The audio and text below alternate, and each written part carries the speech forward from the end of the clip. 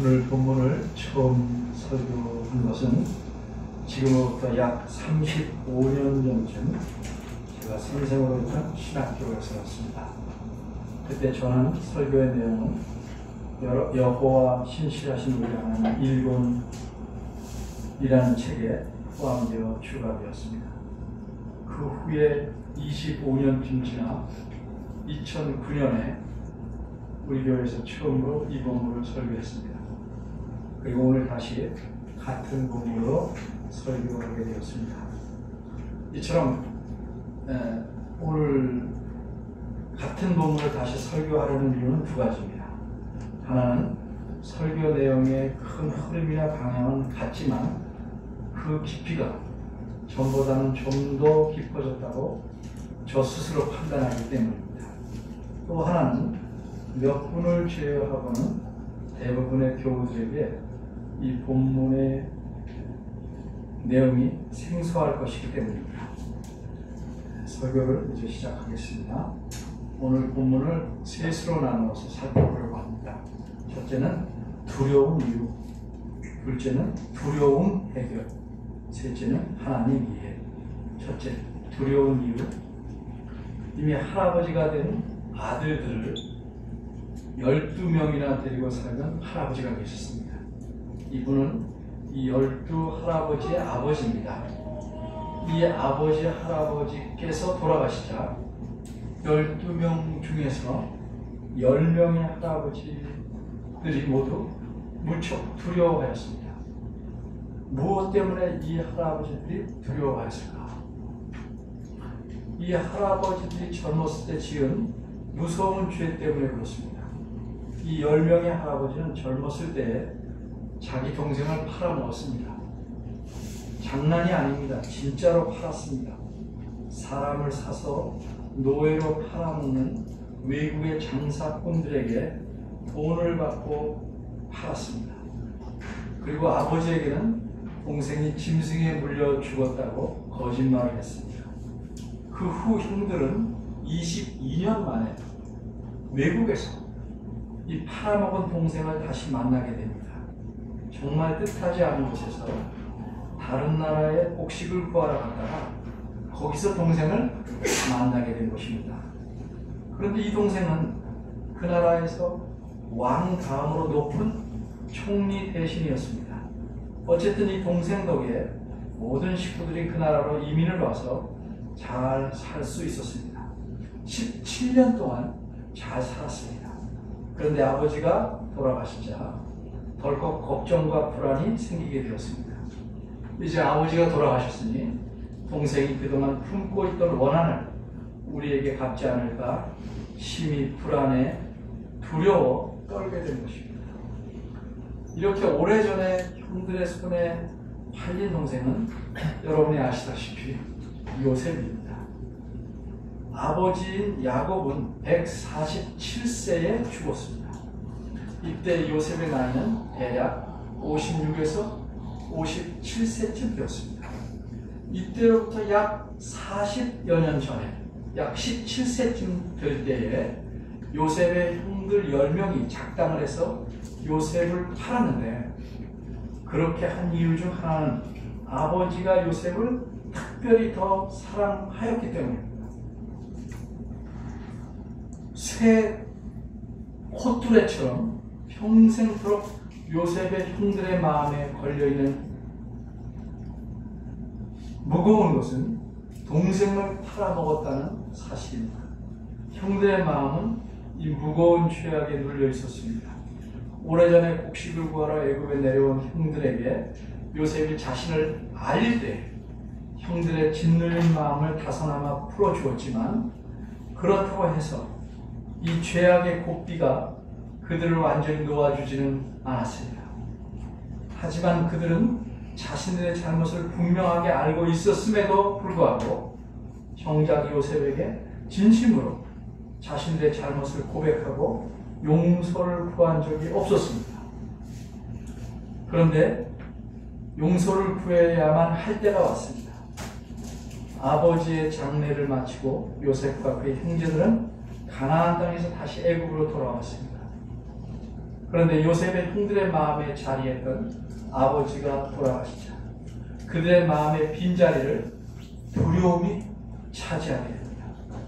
그리고 이 두려움은 즉각 그들의 마음 전체를 지배합니다. 이들이 아무리 생각해봐도 자신들이 동생을 팔아먹은 죄악은 도저히 쉽게 잊히거나 용서될 수 없는 것이었습니다. 그러자 이들의 머릿속에는 요셉이 자신들의 죄악을 잊을 리가 없고 따라서 덮었을 리 없었을 것이라는 생각이 들었습니다. 그렇다면 이제까지 요셉이 아무런 내색도 하지 않고 있었던 것은 아버지 때문이었을 것이다 하는 판단에 이르렀습니다. 그런데 이제 아버지는 돌아가셨고 그렇다면 요셉이 그동안 별러왔던 복수의 칼날을 자신들과 자신들의 가족의 목에 들이댈 것이라는 끔찍한 두려움이 그들 모두를 사로잡았던 것입니다. 둘째, 두려움 해결. 요셉의 형제들은 보복을 당할까 덜덜 떨며 두려워만 하고 있을 수는 없었습니다. 두려움을 해결할 방법을 찾아야만 했습니다.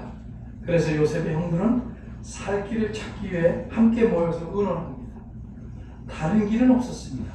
이들은 요셉에게 자신들의 잘못과 죄를 공개적으로 고백하고 용서를 빌고 하라는 대로 무엇이든 하되 심지어 종이 되라고 하면 기꺼이 종이 되어야겠다. 이렇게 결론짓습니다. 이렇게 이들은 매우 늦었지만 정말 용기 있게 올바른 결론을 내렸습니다. 그러나 아직 이들은 직접 요셉을 찾아갈 만큼 용기를 내지는 못합니다. 그래서 자신들의 마음을 대신 전달할 사람을 보냅니다. 요셉의 형들은 이렇게 먼저 사람을 보내서 아버지가 돌아가시기 전에 말씀하신 유언을 전달합니다. 어떤 이는 이러한 유언의 내용이 오늘 본문의 앞쪽에 아버지가 돌아가시기 전 부분에 나오지 않는다고 해서 이 유언이 형들이 두려움 때문에 조작한 것이다 이렇게 보기도 합니다. 또 어떤 이는 형들이 전달하게 한 이 유언의 내용이 사실인지 아닌지 우리로서는 알 수 없다고도 주장합니다. 그러나 요셉이 형들의 진심을 받아들여서 용서하고 그들을 간곡하게 위로했다는 사실을 본문에서 볼 때 그들의 진심을 느끼니까 형들이 아버지의 유언을 조작했다고 보기는 어렵다. 저는 그렇게 생각합니다. 요셉의 형들은 진심으로 회개했고 자신들을 가리켜 당신의 아버지의 하나님의 종들이라고 표현까지 했습니다. 그래서 이들이 요셉에게 용서를 받았는데 이렇게 용서받은 사람들이 거짓을 진실처럼 꾸몄다고 보기에는 오히려 그것이 자연스러운 이해가 아닐 것입니다. 요셉의 형들은 자신들의 허물과 죄가 얼마나 큰지를 절실하게 깨닫고 있었습니다. 어쩌면 전혀 용서받을 수 없을 만큼 극악한 죄악임을 알고 있었습니다. 그러기에 그들은 아버지의 유언을 전하면서 아버지를 위해서라도 자신들의 허물과 죄를 용서해 주기를 간절하게 바랐던 것입니다. 요셉의 형들이 요셉에게 전한 유언의 내용은 매우 간절한 것이었습니다. 풀어 말하면 이렇습니다. 요셉아, 내 형들이 너에게 정말 몹쓸 짓을 행한 줄은 나도 잘 안다.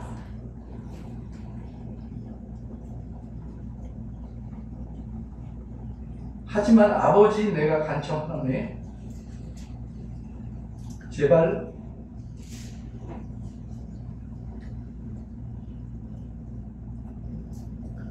내 형들의 허물과 죄를 용서해 주라. 뿐만 아니라 이 유언에 이어서 형들은 자신들의 진심도 전합니다. 아버지의 유언이 이러하니 제발 이 형들의 죄를 용서해 주십시오.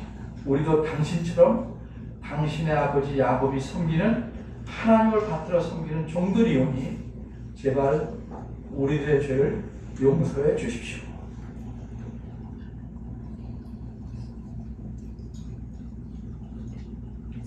요셉은 그들의 진심 어린 말을 들을 때 울었습니다.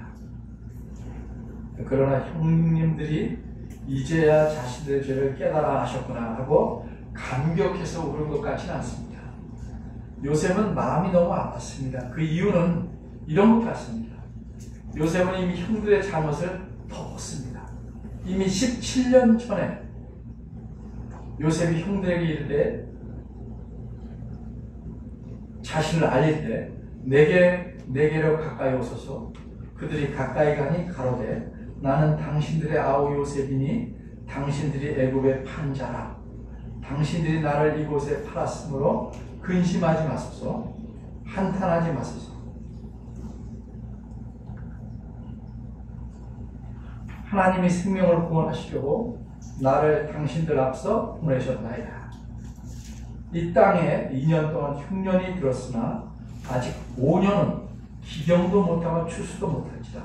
하나님이 큰 구원으로 당신들의 생명을 보존하고 당신들의 후손을 세상에 두시려고 나를 당신들 앞서 보내셨나니 그런즉 나를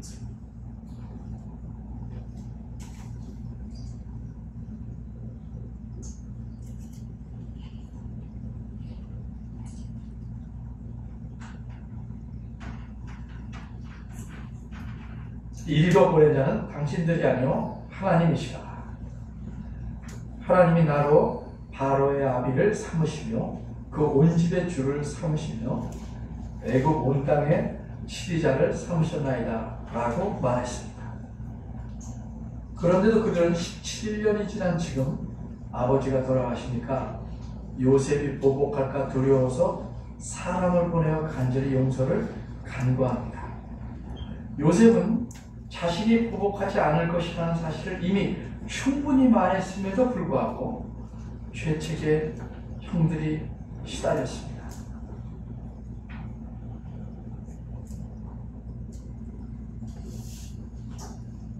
나이 많아 모두 다 할아버지가 되어버린 형들이 몹시 두려워하는 심정을 전해들을 때 마음이 찢어지는 듯 아팠습니다. 그래서 요셉은 울었다고 저는 생각합니다. 그리고 이번에는 형들이 찾아옵니다. 말을 전달한 자가 돌아가서 요셉의 반응이 어떠하였는지를 당연히 알려주었을 것입니다. 따라서 형들은 요셉이 적어도 자신들을 원수로 여기고 있지 않음을 알게 되자 비로소 영치 없음에도 불구하고 요셉을 직접 찾아왔습니다. 그리고는 요셉 앞에 엎드려 말합니다. 보시오, 우리는 당신의 종들입니다. 당신의 처분만을 바랍니다. 이들은 진심으로 회개하는 사람들답게 옛날에 요셉에게 행했던 죄악의 대가를 기꺼이 받겠다는 마음으로 자신들이 요셉의 종이 되겠다고 자청했습니다. 그러자 요셉이 형들을 위로하며 말합니다. 두려워하지 마십시오. 내가 하나님을 대신하겠습니다. 무슨 말입니까? 악한 일에 대한 처벌은 하나님께서 하시는 것이지 내가 할 수 있는 것이 아닙니다. 나는 형님들에게 보복하지 않을 테니 염려하지 마십시오 라는 뜻입니다. 요셉은 계속해서 형들을 위로합니다. 21절입니다. 형님들은 두려워 마십시오. 형님들 뿐만 아니라 형님들의 식구들까지도 다 제가 보살피겠습니다. 요셉은 이렇듯 그들을 간곡한 말로 위로했습니다. 여기서 우리말에 간곡한 말로 위로했다는 표현은 원문에 따르면 요셉이 그들을 위로했고 그들의 마음에 말했다 입니다. 이것은 그들을 위로하고 그들의 마음이 풀어질 만큼 부드럽게 말했다는 뜻입니다. 이렇게 해서 요셉의 형들이 가졌던 두려움이 해결되었습니다. 셋째, 하나님의 일에. 그런데 여기서 우리가 궁금해할 문제가 있습니다. 어떻게 요셉은 자신의 형들을 용서할 수 있었는가 하는 점입니다. 동생인 자신을 일치단결하여 잡아서 웅덩이에 쳐넣고 죽이려고 계획했던 형들을 어떻게 용서할 수 있겠습니까? 요셉은 형들에게 애걸복걸했습니다. 그런데도 무시하고 자신을 노예 상인에게 팔아먹은 형들입니다. 이들을 어떻게 용서할 수 있겠습니까?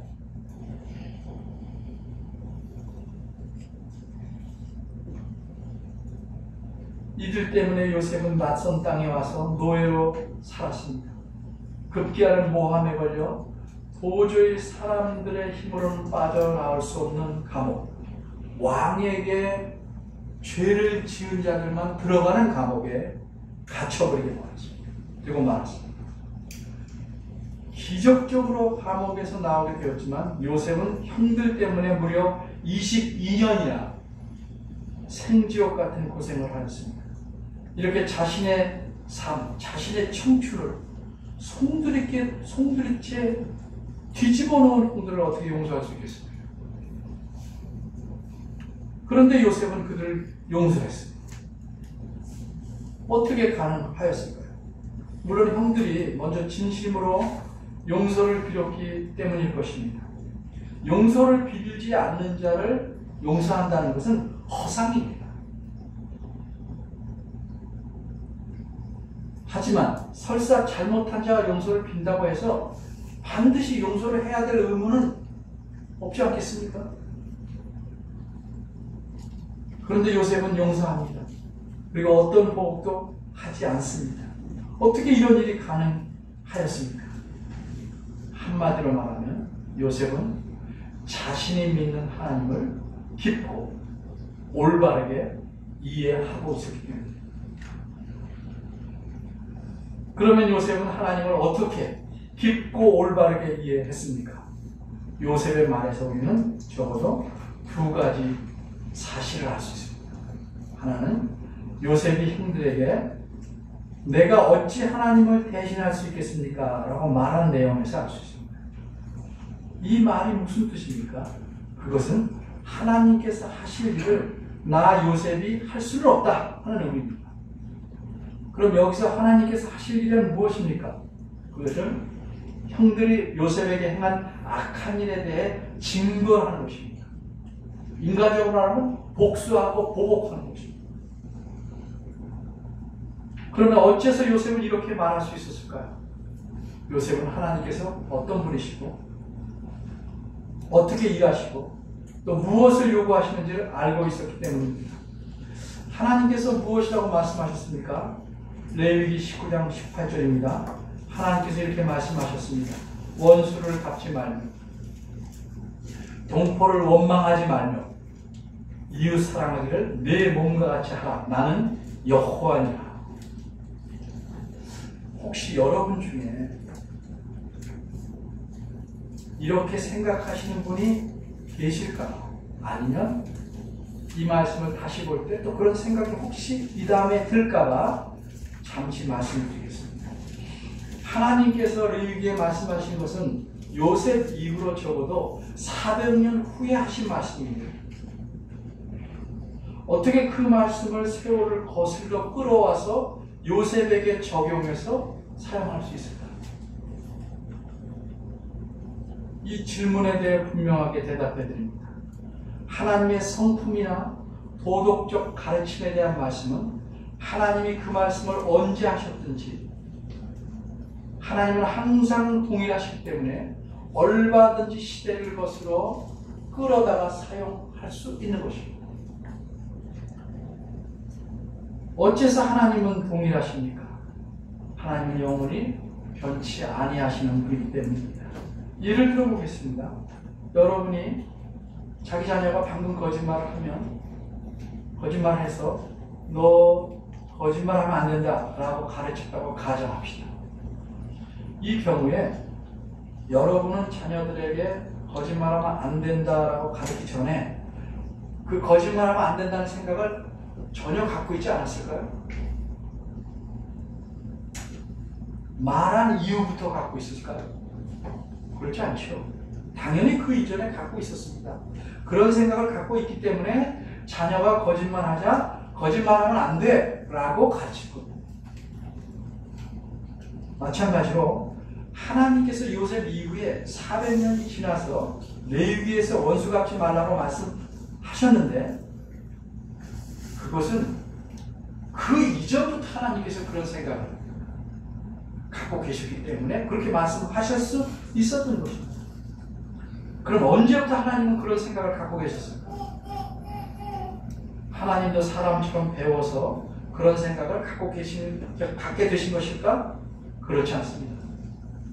하나님이 어떤 생각을 갖고 계신 것은 하나님 자신의 성품 자체가 원래 그러하시기 때문입니다. 쉽게 말하면 너희가 거룩하라 이렇게 하나님 말씀하시면 그것은 하나님 자신이 거룩하시기 때문입니다. 그래서 하나님께서 어느 시점에 거룩하라고 말씀하시든지 간에 그분은 영원히 변하지 않는 분이시므로 그분은 언제나 거룩하시다는 사실을 알려주는 겁니다. 따라서 원수를 갚지 말라는 말씀은 이 말씀하신 시점 이유가 아니고 하나님께서 영원히 변치 않고 늘 그런 분이시다 하는 사실을 알려주는 것입니다. 따라서 말씀하신 때가 후라 할지라도 세월을 거슬러 요셉 때에도 당연히 적용되는 것입니다. 그러면 어째서 하나님은 원수를 갚지 말라고 하실까? 이에 대한 대답은 이번에는 신약에서 찾아봅시다. 어디서 말했든 하나님의 성품을 말하는 거기 때문에 동일하게 적용될 수 있기 때문입니다. 사도 바울의 편지 로마서 10장 19절을 보면 이런 말씀이 있는데 사도 바울은 이 구절을 구약성경 신명기 32장 35절에서 인용해서 말했습니다. 내 사랑하는 자들아 너희가 친히 원수를 갚지 말고 하나님의 진노하심에 맡기라. 기록하였으되 원수 갚는 것이 내게 있으니 내가 갚으리라고 주께서 말씀하시느니라. 하셨느니라 하지 않고 하시느니라. 따라서 요셉이 형제들에게 자신이 하나님을 대신할 수 없다고 말한 까닭은 적어도 원수를 갚는 일, 복수와 보복하는 일은 하나님께서 하시는 일이지 사람인 자신이 할 일이 아니라는 사실을 요셉이 분명히 알았기 때문입니다. 또 한 가지 요셉이 하나님을 어떤 분으로 이해했는지를 우리가 알 수 있는 사실이 있는데 역시 요셉이 말한 가운데 나옵니다. 그것은 20절 본문 20절입니다. 즉 요셉이 형들에게 한 말 가운데서 찾을 수 있습니다. 우리말 성경에서는 당신들은 나를 헤아려 하였으나 하나님은 그것을 손으로 바꾸셨다 로 되어 있습니다. 그런데 원문을 직역하면 요셉이 강조하고 대조하는 요소들이 무엇인지 더 뚜렷하게 드러납니다. 직역하면 이렇습니다. 당신들이야말로 강조하는 거예요.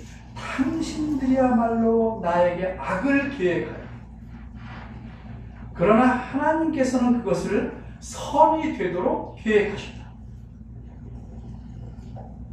여기서 대조된 것은 뭐예요? 당신들과 하나님 그리고 악과 선 그리고 이것을 잘 부각시키기 위해서 동사는 의도적으로 둘 다 똑같은 걸 썼습니다. 계획하였다. 그래서 대조가 잘 되도록 했습니다. 그럼 어째서 하나님께서는 요셉의 형제들이 저지른 악을 선으로 바꿔놓으셨을까? 요셉은 이렇게 설명합니다. 20절 하반절을 풀면 이렇습니다. 형님 자신들뿐만 아니라 이 땅의 모든 백성들이 심한 기근에 죽지 않고 이렇게 살아날 수 있도록 하시려 했기 때문입니다. 이처럼 요셉은 하나님을 올바르고 깊게 이해하고 있었습니다. 요셉이 이해한 하나님은 어떤 분이십니까? 하나님은 악조차 선으로 바꾸시는 분입니다. 하나님은 이렇게 모든 역사를 이끌고 나아가십니다. 사람이 어떠한 악한 것을 계획해도 하나님의 계획을 방해할 수 없습니다. 뿐만 아니라 그 악한 모든 것이 하나님께서 의도하신 대로 바뀌어서 이루어지는 겁니다. 그러기에 먼 훗날 잠언에서는 이렇게 말합니다. 사람의 마음에는 많은 계획이 있어도 오직 여호와의 뜻만이 완전히 서리라. 하나님께서는 요셉의 형들이 행한 악을 선으로 바꾸셔서 요셉을 통해 하나님께서 계획하신 구원을 다 이루셨습니다. 그래서 요셉의 형들까지 포함한 수많은 사람들이 기근과 가뭄에도 죽지 않고 살 수 있었습니다. 그럼 어떤 이유로 하나님께서는 요셉에게 행한 형들의 악을 선으로 바꾸셨는가? 요셉의 신앙이 남달리 훌륭해서 그러셨을까? 아니면 요셉이 하나님께 그만한 대우를 받을 만한 어떤 선한 일을 했을까? 성경은 아무것도 기록하지 않습니다. 그 이유는 바로 요셉에게 있는 것이 아니고 하나님 자신의 신실하심 때문입니다. 좀 더 구체적으로 말씀드리면 요셉의 증조 할아버지인 아브라함에게 하나님 자신께서 하신 약속 때문입니다. 하나님은 아브라함에게 장차 가나안 땅을 주시겠다고 말씀하셨습니다. 그러나 그 이전에 400년 동안 다른 나라에서 아브라함의 후손들이 튼튼한 나라로 장성할 수 있도록 하겠다 말씀하셨습니다. 이런 약속을 지키기 위해서 하나님께서는 요셉을 사용하신 겁니다. 그 형들이 행한 악마죠. 그래서 손으로 바꾸신 겁니다. 이처럼 하나님은 자신이 하신 말씀을 반드시 지키시는 신실하신 분입니다. 그럼 하나님께서 수많은 사람 중에서 아브라함을 택하시고 그에게 귀한 약속을 주시고 많은 형제들 가운데 특별히 요셉을 뽑아서 사용하신 이유는 무엇일까? 다른 형제가 아닌 요셉. 왜 요셉을 사용하셨을까? 그것도 요셉 때문이 아니고 전적으로 하나님 자신의 은혜 때문입니다. 성경에서 하나님의 은혜 또는 하나님께서 주신 은혜라고 할 때 그 은혜라는 말의 뜻은 우리가 일상생활에 쓰는 은혜라는 의미와는 매우 다릅니다. 성경에서 말하는 은혜라는 말의 뜻은 받을 사람은 전혀 자격이 없음에도 불구하고 하나님께서 불쌍히 여기셔서 긍휼을 베푸셔서 사랑과 은총과 복을 거저 주셨다는 걸 의미합니다.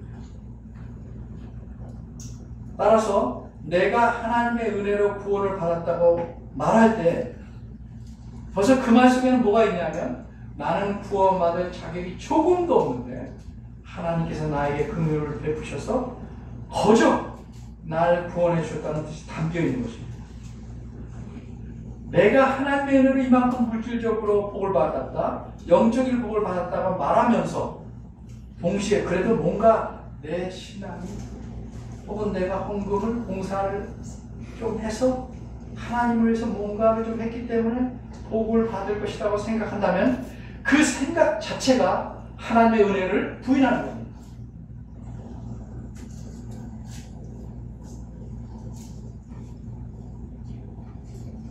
정말 내 자신이 물질적인 혹은 영적인 어떤 것이 상급으로 받은 것이 아니고 하나님의 은혜 때문이라고 생각한다면 내가 무엇을 어떻게 했든 이런 복을 받았다는 식의 말은 꺼낼 필요조차가 없습니다. 그걸 왜 꺼냅니까?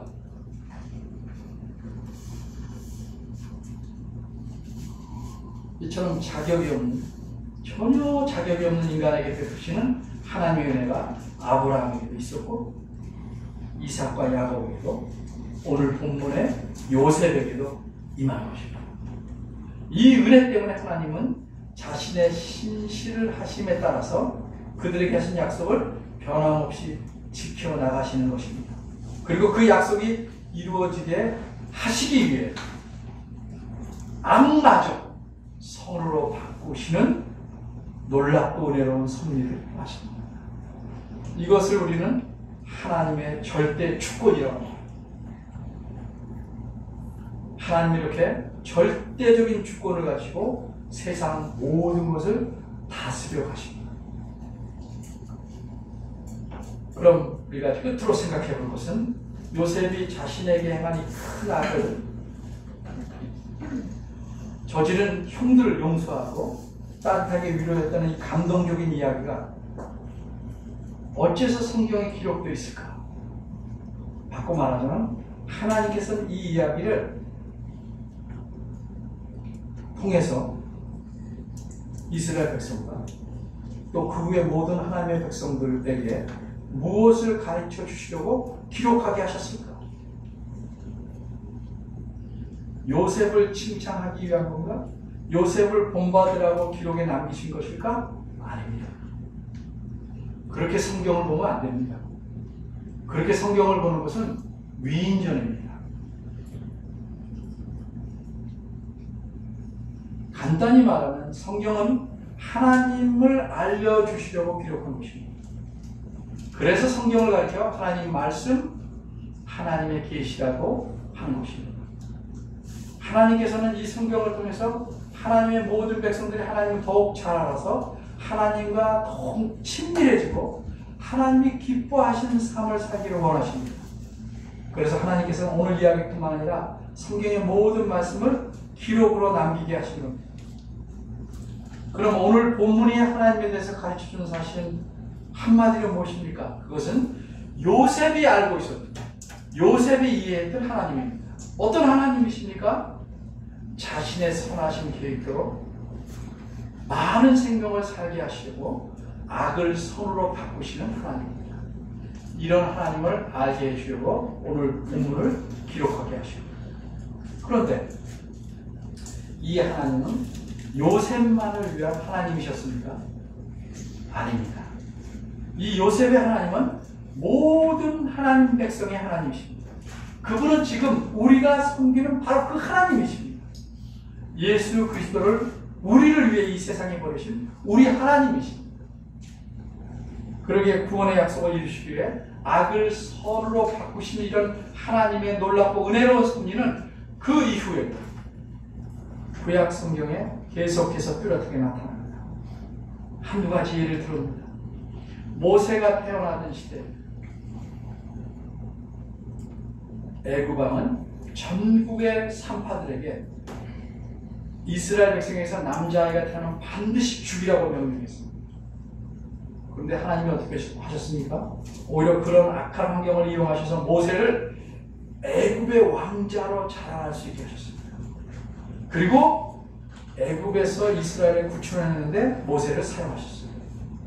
또 수백 년이 지나서 에스더 시대에 하만이라는 페르시아의 최고 높은 장관이 유대 민족 전체를 멸망시켜 왔습니다.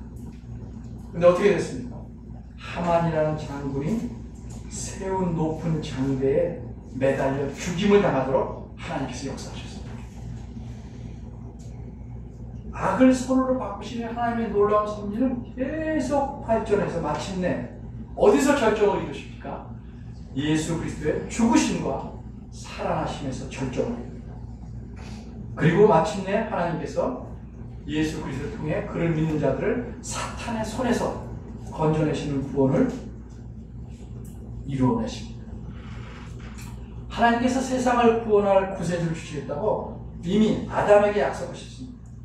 그러자 사탄은 이 뜻을 알고 하나님께서 약속하신 구세주를 죽이려는 음모를 수없이 꾸미고 실행해 왔습니다. 그 사탄이 마침내 가룟 유다에게 들어갔습니다. 그래서 누가복음 22장 3절에 이렇게 말합니다. 12 중에 하나인 가룟인이라 부르는 유다에게 사탄이 들어갑니다. 그리고 유다로 하여금 예수님을 팔게 합니다. 그리고 십자가에 달려 죽게 했습니다. 얼핏 생각하면 사탄이 승리한 것 같습니다. 그런데 사흘 후에 이미 구약의 선지자를 통해 약속하신 바대로 하나님은 예수 그리스도를 죽음에서 살리셨습니다. 이처럼 악을 선으로 바꾸심으로 하나님께서는 예수 그리스도를 믿는 자는 누구나 영원한 생명을 갖고 하나님의 자녀가 되도록 하신 것입니다. 그래서 우리도 또 우리의 모든 후손도 세상의 모든 사람들이 예수 그리스도를 통해 하나님의 자녀가 되어 영생을 얻는 영광과 복을 누릴 수 있게 된 것입니다. 요셉은 자신에게 그토록 못된 악을 행한 형들을 오히려 기꺼이 용서하고 간곡히 위로했는데 그렇게 위로하고 형들의 자녀들까지 다 돌보겠다고 말할 수 있었던 근본적인 이유는 무엇일까? 다시 말해서 요셉이 형제들에게 악을 선으로 갚을 수 있었던 이유는 무엇일까? 요셉이 본래 타고나기를 우리보다 인격이 훌륭하고 대범해서 그럴 수 있었다고 여러분 생각하십니까? 그것이 아니라 요셉은 하나님을 올바로 알았기 때문입니다. 이처럼 하나님을 올바로 하는 지식이라는 것은 단순히 사람의 머리에만 머무르는 것이 아닙니다. 하나님을 아는 참 지식은 실제적이고 실천적인 지식입니다. 이것은 하나님을 믿는 백성의 삶에서 나타날 수밖에 없는 지식입니다. 따라서 우리가 예수님을 믿고 시간이 꽤 지나서 성경 내용과 교리도 제법 많이 알게 되었는데 정작 삶은 그다지 달라지지 않는다. 그것은 그 사람이 가진 지식이 믿음에서 나온 것이 아니고 믿음의 근거에서 자란 것이 아니고 그저 학습된 내용에 불과한 것이다. 허수아비와 같은 것이기 때문에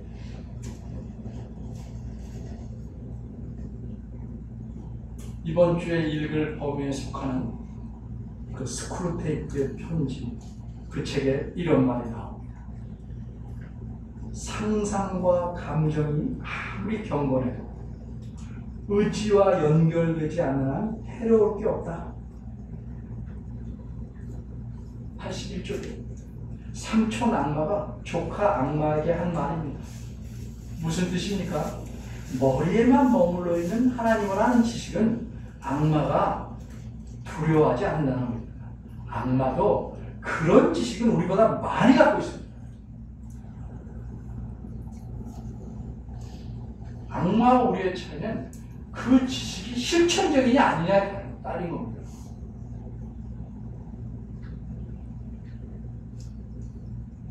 그러나 우리가 진정으로 이 요셉이 이해한 것처럼 실제적으로 하나님을 안다면 우리 삶을 달라집니다. 달라져야 합니다. 이게 정상입니다. 이제 우리는 하나님이 어떤 분이시며 어떻게 일하시는지를 알았습니다. 사실 우리는 요셉보다 더 많이 분명히 압니다. 왜? 그 이후에 성경에서 하나님께서 역사하신 모든 일들을 알기 때문에. 하나님은 악마저 성으로 바꾸시는 절대 주권을 가지고 역사를 움직여 가시는 분입니다. 사도 바울의 표현에 따르면 우리 하나님은 어떤 분입니까?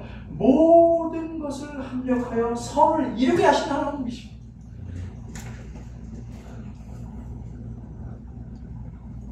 그리고 이런 하나님을 우리가 알면 역시 사도 바울의 말처럼 우리는 악에게 지지 않고 선으로 악을 이길 수 있는 것입니다. 하나님께서는 우리 중에 어느 누구도 이 세상에 쓸모없이 태어나서 쓸모없는 삶을 살아가게 하시지 않습니다. 그럼 왜 그런 생각이 드는가? 사람 자신이 자신을 그렇게 생각할 뿐이고 세상이 그런 생각을 갖도록 부추기고 때로는 사탄이 그런 생각을 계속 주입합니다.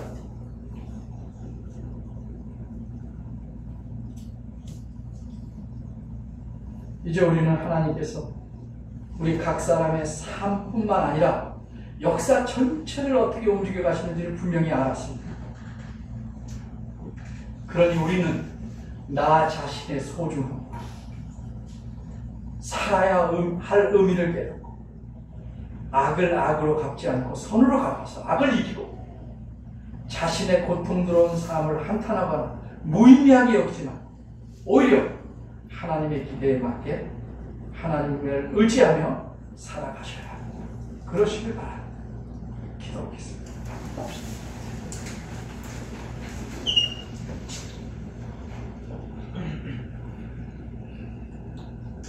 긍휼이 풍성하신 하나님,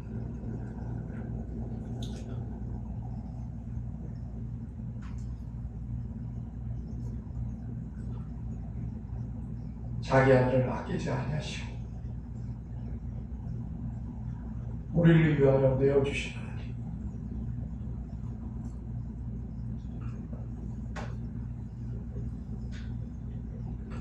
이런 하나님께서